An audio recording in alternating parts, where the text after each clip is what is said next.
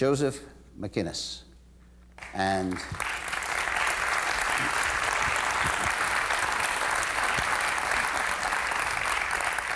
this is the reason I come to TED, okay? Okay. Take the chair. Thank you, Richard. Can you hear me in the back? Yep. Does it matter? Richard, thank you for that wonderful introduction, and thank you for the intellectual overdrive of the next couple of days, and thank you, Moses, for the flow and the show. I have been working inside the ocean now for something like 35 years, and during that period of time, I've picked up several nicknames. The sailors and the divers and the submarine pilots that I've worked with call me sometimes Charlie Tuna, Chicken of the Sea. They know that I have an enormous regard for the lethal power of the ocean. How many of you are scuba divers? Well, that's a pretty high ratio. Then you'll know what I'm talking about. You know that as soon as you step inside the ocean, you are ambushed by her wetness, her darkness, her cold, and her pressure. You're suddenly immersed in a medium that is 1,000 times as dense as the air that we're breathing here, that wants to invade your lungs, wants to steal heat from your body, and wants to scramble the circuits in your brain cells. You know, I was looking at Steve up here and thinking, my God, I hope he doesn't step into the water because he'd sink like a brick. But this place where I'm privileged to work, if you make the wrong mistake, if you make the slightest hesitation, you find yourself a puree of shark bait. It's a ticket right into the next life. And as a medical doctor, unfortunately, I've had the great sadness to see a lot of guys who climb into the submarines and the diving bells and make their descent and don't come back. But however, this has given me an enormous respect for courage. I'm an aficionado of bravery. And so what I want to do is tell you a story of courage. I have a friend in Moscow. His name is Anatoly Sigalovich. Anatoly is an engineer. He is also the head of manned diving for the P.P. Shirshov Institute in Moscow. He is the guy who directs the Russian deep diving program. He is responsible for two $25 million submarines, and these submarines can dive to 20,000 feet.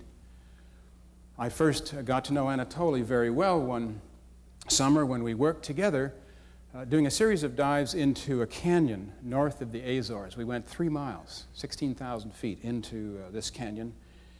We were studying the geology of plate tectonics.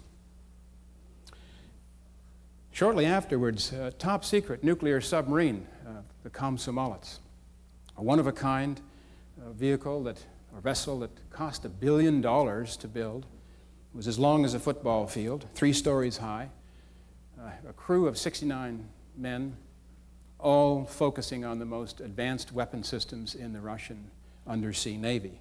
The Komsomolets was crossing the Norwegian Sea at a depth of about 400 feet when a fire broke out, and a few hours later, they had to abandon ship. This huge vessel sank, went to the bottom in about a mile of water, and Anatoly Sigalovich, my friend, was ordered by the Russian military to take his 2 advanced deep diving submarines and inspect the wreckage. The loss of this submarine was, to the Russians at that time, equivalent to the loss of the Challenger spacecraft. And that really was the last we heard of it until a few months later. I was at a meeting in Moscow, and a group of us, about 40 of us, were in a room, about half the size of this room, and we were talking about our plans to work together using the Russian deep diving technologies and the American and Canadian imaging technologies to explore the sea. And around the perimeter of the room were about 10 of these guys with the very short necks and the wide shoulders and the bodies by Caterpillar. And the bulges in the coat pocket. These, of course, were the KGB. They didn't like the fact that we were having this discussion at all. We were talking about what we would do together. And eventually we went off to make an IMAX film on the Titanic and in turn to inspire Jim Cameron's film. But that evening, we were talking about what we wanted to do when Anatoly, at the end of the evening, came up to me and said, look, I've got a favor. My Russian colleagues and I have inspected the Komsomolets, and she's leaking radioactivity from the nuclear reactor and from the two nuclear-tipped torpedoes. I have a small videotape that I would like to give to you, and I'd like you to take the videotape out of this country into your country and tell our story. It's very important that this get out. Well, I have a PhD in fear. And I'm looking at this guy, and I'm looking at these guys all around the room, and I realize what I'm really looking at is the face of courage. Here is a guy that is willing to put it all on the line, his career, his reputation, his family, his life, perhaps, certainly a trip to Siberia for something that he really believes in. So it's important, imperative for me to hold up my end of the bargain. So I took the videotape, came across to this country, and I'm sorry, Moses, but I went to CTV. And we edited some material that we had shot of Anatoly and his work with this underwater footage of the nuclear submarine. This is the news release.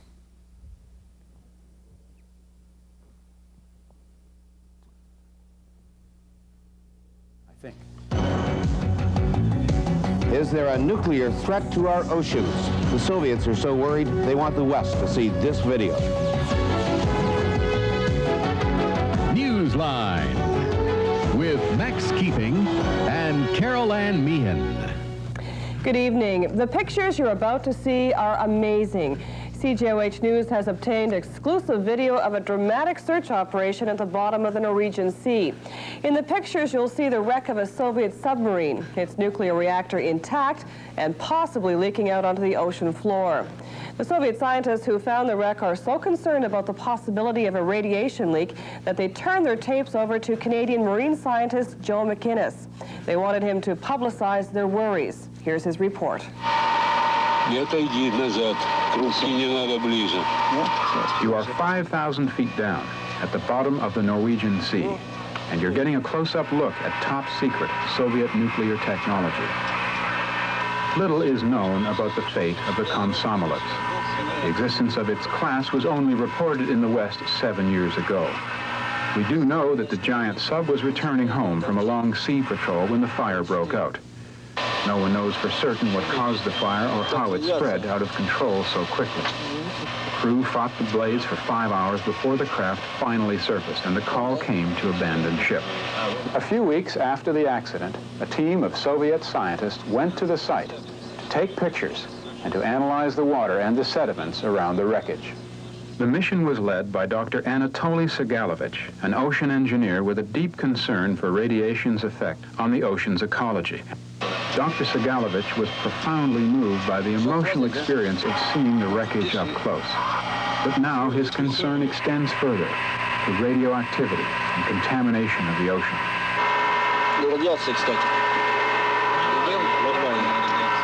Komsomolets carried 2 advanced nuclear reactors, as well as 2 nuclear-tipped warheads. Dr. Sigalovich says no radiation was detected during the probe of the wreck, but he wants the long-term effects monitored closely. I was given this footage because some Soviet marine scientists are very concerned about the future of the ocean and have called for regular inspections of all downed nuclear submarines by an international agency. And they also want certain areas of the ocean that are ecologically sensitive to be off limits to nuclear submarines. I'm Dr. Joe MacInnis. The story was picked up by, because no one had seen any nuclear submarine on the ocean floor before, was picked up by CNN and ABC and NBC and flashed around the world. And what had happened was Anatoly had opened a small window into a very large story. And the story was that during the Cold War, the opponents on either side had used the ocean as a nuclear dumping ground. And that if you went from Kamchatka to Novaya Zemlya to even the Farallon Islands off San Francisco, you would find tens of thousands of drums of radioactive material that had been dumped into the ocean. And if you searched in other corners of the ocean, you would find 5 nuclear submarines, 3 Russian and 2 American, lying on the bottom. And inside and outside those submarines, 50, that's right, 50 nuclear warheads. Well, all of that has stopped. It has stopped because of a great expression of concern by individuals, by institutions, from Greenpeace to the International Atomic Energy Commission. And Anatoly, he went through a real difficult period of time. Interrogation, harassment, threats, and finally emerged safe on the other side because he was our friend. He became a hero in Russia.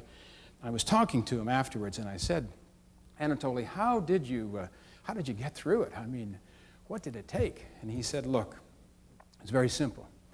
I knew that they could take away my career, and they could take away my country, but I knew they couldn't take away my convictions. Anatoly Sigalovich is representative of hundreds, let's call them thousands of individuals who are out there speaking up on behalf of the planet, who want to preserve and protect the natural world. And you know the names of many of them. In Africa, it's Jane Goodall. In the United States, it's Robert Kennedy Jr. and Jean-Michel Cousteau. In this country, it's David Suzuki and city's own Bob Hunter, a hero of mine, co-founder of Greenpeace. And what's impressive to me, especially after listening to Steve and some of the other folks, is that even today in this digital.com world where we're all joined at the chip. Thanks, Moses. Mother Nature, with all her beauties and blessings and uncertainties, not only bats last, but owns the stadium. Another thing is, these folks, when you look at them, are a wonderful example of what can be done when good people are generous with their time and their talent and their curiosity and their commitment and their courage. They're also a wonderful example of that inspiring belief shared by many in this room, that one individual fired with passion, commitment to that passion, to the vision, can make a difference, can improve this world. And I think, ladies and gentlemen, as we move off into the next couple of wonderful days, this meeting of minds, this sweet convergence of egos, this concept is a splendid thing to keep in our pockets. It's been a pleasure talking to you.